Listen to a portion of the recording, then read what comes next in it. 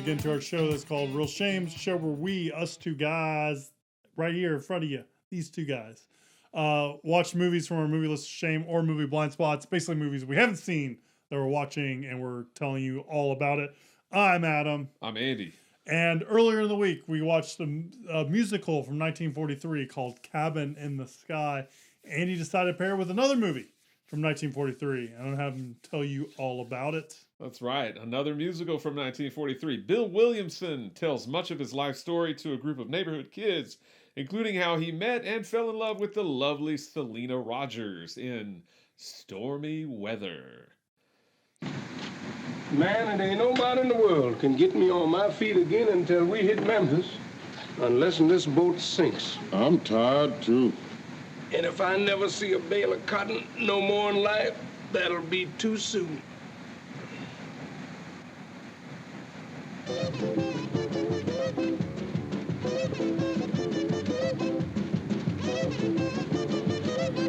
What's that? Must be them traveling Mensa boys got on at New Orleans.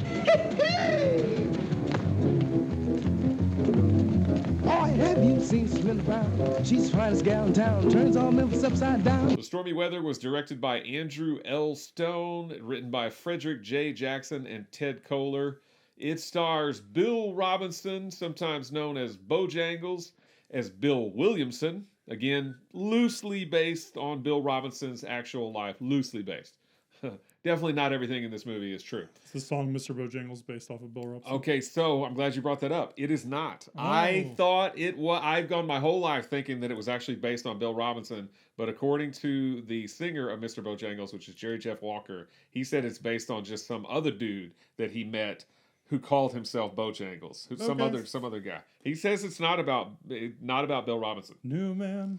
Well, because some of the things that they talk about in the song have nothing. Bill Robinson never did. Like, so they're like, that's not. Apparently, it's not about Bill Robinson, according to the singer songwriter of Mr. Bojangles. It is not. This stars Lena Horne, who we saw in Cabin in the Sky. She has a much bigger role in this film, playing Lena Rogers. Dooley Wilson plays Gabe Tucker. You know Dooley Wilson as Sam in Casablanca. It's not Play It Again, Sam. Not Play It Again, Sam. It's Play It, Sam. Play as time goes by. And he obliges. This movie also has Ada Brown, who was a singer of the time. She's just credited as singer. Fats Waller, the piano-playing Fats Waller, plays himself. He's awesome. Cab Calloway, who we've seen in the Blues Brothers, a much older Cab Calloway in the Blues Brothers. He also plays himself. I kept on expecting him to do his song. Yeah, howdy, howdy, howdy, hi. Minnie the Moocher. Minnie the Moocher. That's what it's called. Yeah, I wish he would have done it. Does he do that in Blues Brothers? I can't remember. He has to because I remember seeing that. Yeah, because he's doing it in the club. He does it before the Blues Brothers come on stage. Because he's still got it. That's got to be a call to Stormy Weather because him in this movie is almost.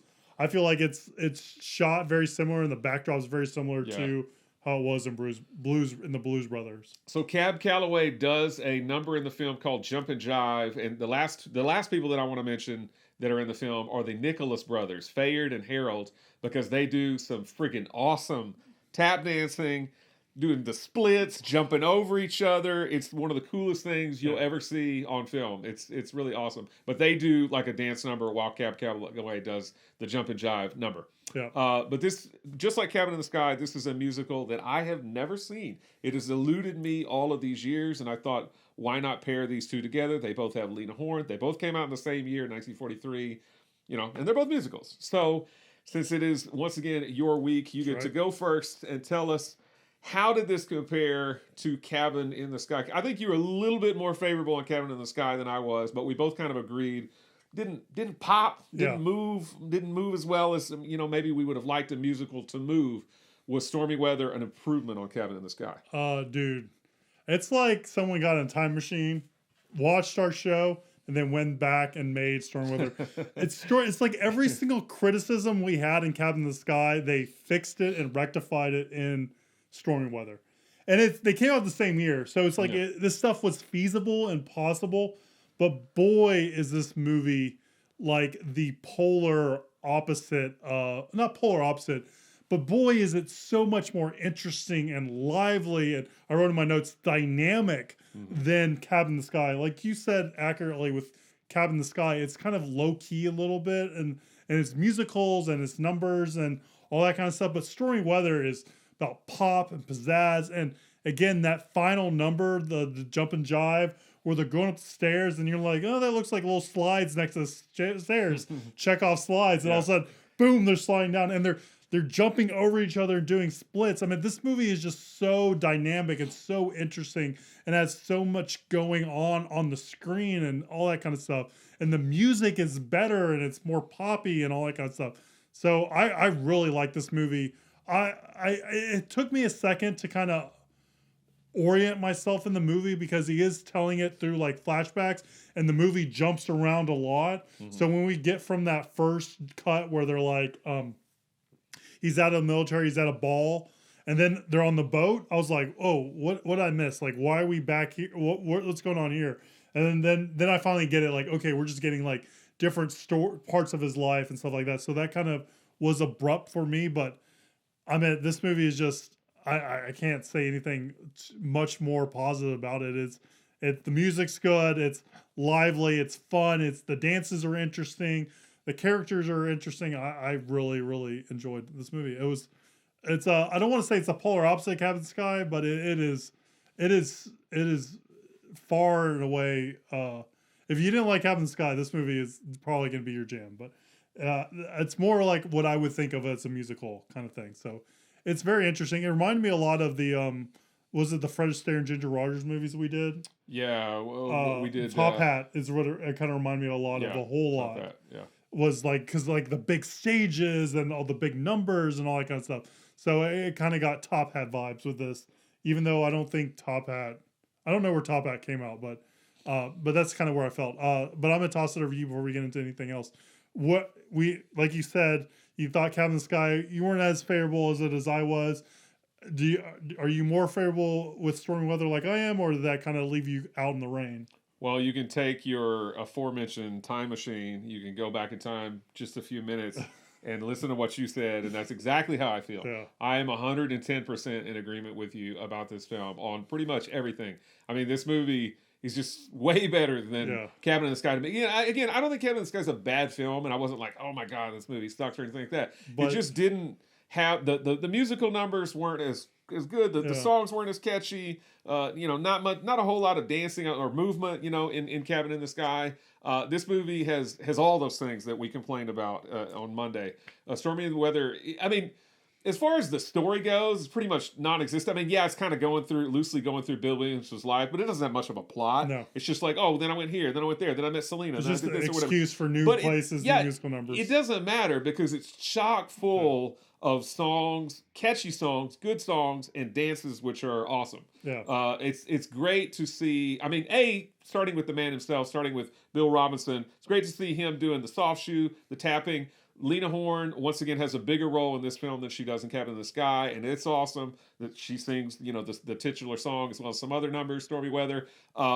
Seeing Fats Waller and hearing, like, Ain't Misbehaving and the songs that he does. I love that part in the club and all that kind of stuff where he's playing the piano. And one thing it's sad, Debbie Downer over here is going to bring down the room. Fats Waller actually died at the end of 1943. So this was one of the few chances to get to see him on film.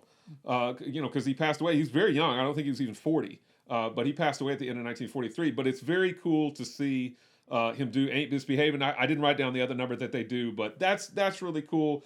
Seeing Cab Calloway doing the jump and jive, seeing the Nicholas brothers doing their thing, which is crazy awesome. Yeah. But I mean, the movie, it just kind of moves from one song to the next. I mean, there's some dialogue and stuff in there, but you don't really care that much about it. I mean, and not to say it's bad, but all the songs and all the musical numbers, and it's just so much more energetic and lively than Cabin in the Sky. And I mean, it's a totally different story than Cabin in the Sky. I get it.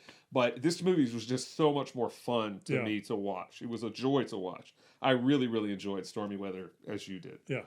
I think some of the other interesting things is like where people's kind of their place in society changes through each of the backstory, right? So like one backstory would be like, Bill Williams would be higher up than his friend, better well-to-do and all that kind of stuff. And then the next one, it would be flipped where, he's kind of on down times. The other guy's doing better and all that kind of stuff. So I like how that kind of changes throughout, like their friendship and dynamic kind of changes and all that through each of the thing, and it's like, oh, come on, I'll just take you on, or you're my friend, I'm gonna help you out here, or come along with us, join the show, kind of stuff. Yeah. I thought it was all interesting and cool. Yeah, I like when he meets up with Cab Calloway later in the film, and his buddy Gabe is now hanging out with Cab Calloway, and he's saying all the slang, and he just doesn't know it. He's like, what are you saying? Speaking jive, which we all know hey, from you're a hep Airplane. cat. Yeah, all that kind of. He's like, what? What are you talking about? Yeah. He's like, don't speak jive to him. He doesn't know. Yeah, he don't understand. He's not hip to it. I thought it was pretty funny too. I wish I would have written down more of the numbers, because I also really like the number that they're doing when Bill is on, I think, like the steamboat or whatever, and he's like, "Oh, I'm so tired. I'm so tired." But he hears them singing and dancing and stuff, and he comes over. That song is awesome. Yeah, I wish I remembered what it was or wrote down the name of it. But yeah, I think almost all the songs, I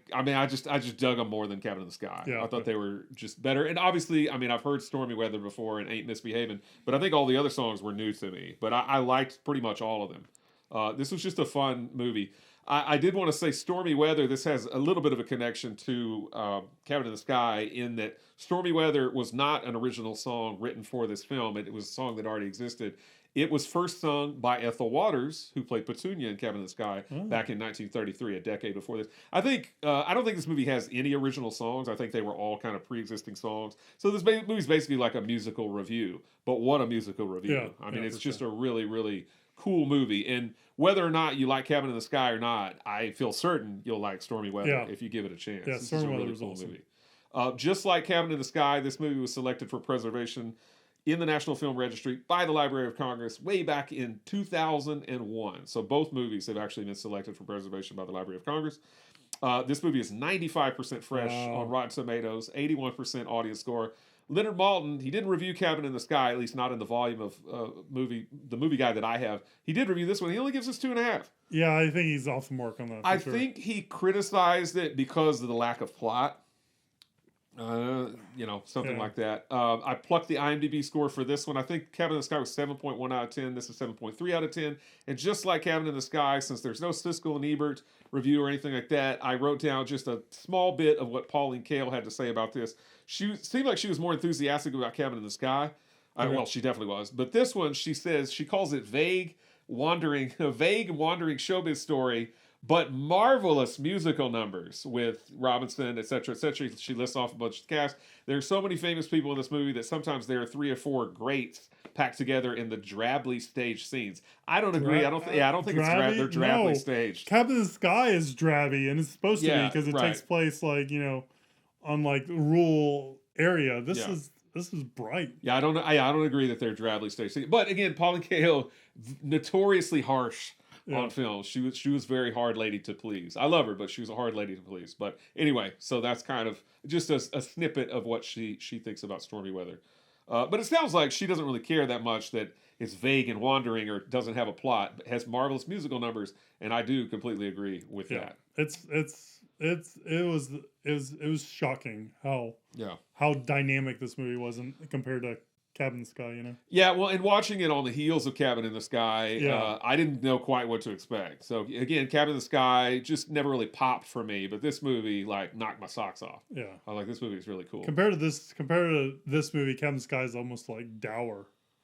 It really is. Yeah. This really is so vivacious and full of life. Absolutely. It's up there with Top Hat in my book. It's just shocking and amazing, and even though it's black and white in my mind, it's vivid. It's so, I don't know. Well, the Nicholas brothers that do the tap dance, the dance sequence at the end, I have seen that dance sequence before. And as I was watching this, I was trying to think in my head, what was that movie from where those guys are dancing and they're jumping over each other and doing the half split kind of thing. And I was like, I hope it's this movie. And I was lucky it turned out to be this movie. I was like, yes, that's awesome. Yeah, Kirby said she's seen the dance number before. For me, I was just blown away by it. Yeah. Well, it doesn't matter if you've seen it one time or 100 times. It's still super, super impressive. Very cool. It's really very cool. Yeah, I agree. All right. Anything else you want to add about Stormy Weather? I think that's it, but definitely watch it. I think it's a hearty recommendation. Yeah, we fared that Stormy Weather, and it is good. Yep, absolutely. So it's Wednesday, and on Wednesday we like to answer viewer questions. Stormy Weather, like you said, is based off a pre-existing song. Yep. And we decided, why don't we talk about movies that are based off of song names? There's plenty of them. There's a lot. There's a lot. Some are some of the connections are fairly tenuous. That's for sure. We talked about "I Want to Hold Your Hand" on the show already. We did, which we were both so good, bowled over with. I was over the moon with it. Definitely a high recommend for us. That's based off a Beatles song, even though they're spelled a little bit differently. Yeah. Yeah. I kind of want to lean clear of movies that are based off, the source material is based off of someone who sang the song, like Walk the Line, or like, I would feel like Mamma Mia falls in that because it's an ABBA-based musical. Coal Miner's Daughter, stuff like that. La Bamba, I would kind of leave off. Yeah. I feel like that's a little on the nose. Yeah, it makes sense. Biopics and Mamma Mia is not a biopic, but I agree with you. So, it's all about ABBA songs. yeah, and there's nothing wrong with that. Yeah. I don't know where I've fallen. I mean, I like Yesterday. I know you're not as favorable for it. Right. I don't think you've seen it since we saw it. Did we see it in theaters? Or did we see it soon after? We saw it in theaters. Yeah. I don't think I like it. Yeah. But I feel like I should watch it again. I didn't really like it before. I should give it another chance. Because I do like Danny Boyle. It's good Danny Boyle has Beatles music in him, and you can't go wrong with that. Yeah. I think it's not Dev Patel. Who is it? I don't know the guy's name. It is the lead. I don't know his name. I just remember Lily James. It's Hamish Patel. Is really good, and I think he's very interesting. And Robert Carlyle plays a heavily made up John Lennon. Yep. The other thing I want to call out is Across the Universe. Where do you fall in this? I liked it, but it's just been a long time since I've seen it. I've only seen it once. It's one of those movies I come back to frequently. I really like some of the renditions of the Beatles songs in Across the Universe. Like, I like Get By With a Little Help from My Friends, how it's like a bunch of pals going around drunk singing a little bit. I like the She's So Heavy, I think, is better, honestly, than the Beatles version of She's So Heavy. So there's some, and Strawberry Fields Forever is good. I like it a lot as a kind of rejiggering of Beatles music and stuff like that. Do you remember who offhand directed Across the Universe? I don't, but I could look it up right here. Julie Taymor. Yes. Okay. I think her other movies that I've seen, like I know she's done some Shakespeare. She did Titus. Yeah. And I feel like she's done at least one other Shakespeare film. But her movies I think are worth seeing for the visuals alone. Yeah. Even if you don't wind up liking the movie, I think she has a really great, eye for movies. It sounds corny to say, I don't know, or sounds dumb maybe, or not the best way to put it. But I feel like visually her movies are very interesting. Yeah, I agree with that. And we also did Can't Buy Me Love for the show, which is what we ended up pairing with. No, I did it for my week, and then the following week we did I Want to Hold Your Hand. Yeah, we did. Yeah. So so does any other? I'm kind of listed off a bunch of like honorable mentions or stuff we talked about before. So anything you want to add to that? We talked about some tenuous connections. One movie that I saw on the list, Bridge of Spies. Okay, the Spielberg movie, right, with Tom Hanks. I thought it's a good, solid little movie. I think it's underrated. Most definitely, though, not named after the song "Bridge of Spies" by T'Pau. Yeah, but the only reason I want to point that out is because I love that song. Everybody only knows the one song by T'Pau, is it Heart and Soul?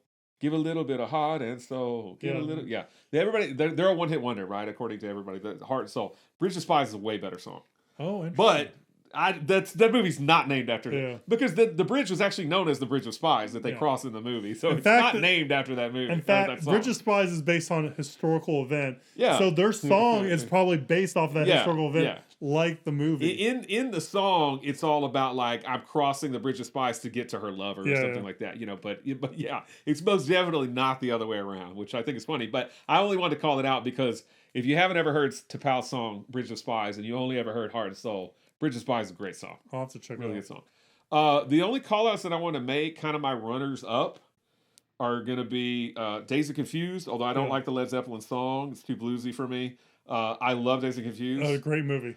Great movie, and it's about to be released 4K. Criterion's about to release a 4K version of it, so I'm definitely going to snatch that up and take a look. I mean, I've owned that movie on DVD, and I own the Criterion Blu-ray, and now I'll get the Criterion 4K Blu-ray. The other movie, close runner-up to me, to my number one, is the movie Some Kind of Wonderful, which is another one of those John Hughes movies from the 1980s. It's actually my favorite John Hughes movie from the 1980s with Eric Stoltz and Mary Stuart Masterson and Leah Thompson. Have I seen that? I don't think I've seen that. Yeah, well, you will one day. For Christmas? It sounds like a Christmas movie. It's not a Christmas movie. But the song, so Some Kind of Wonderful is a song by Grand Funk Railroad. Interestingly enough, the song is not heard anywhere in the movie. It's never used. They couldn't get the rights. Probably not. But the movie's called Some Kind of Wonderful, presumably after the Grand Funk Railroad song. But those would be kind of like my call outs before my number one. What about you? I listed a whole bunch leading into that, so that is kind of where I am. I will say that we talked about Richard Linklater doing Dazed and Confused, which is named after a Led Zeppelin song. He did do another movie named after a Van Halen song called Everybody Wants Some that takes place in the 80s. Oh, yeah, I didn't realize that was named after a Van Halen song. It says it on the list. I'm willing to believe it. Yeah. I believe it too, because it takes place in the 1980s. I don't know that Van Halen song, I guess. Yeah, me either. I do remember like the comedy Love Potion No. 9 being really fun and interesting. There's a Addicted to Love, which is by Robert Palmer. That I kind of remember the movie vaguely. So yeah, that's what I wanted to call out in addition. You want me to go with my favorite? I can do that. Sure. You probably know what it is.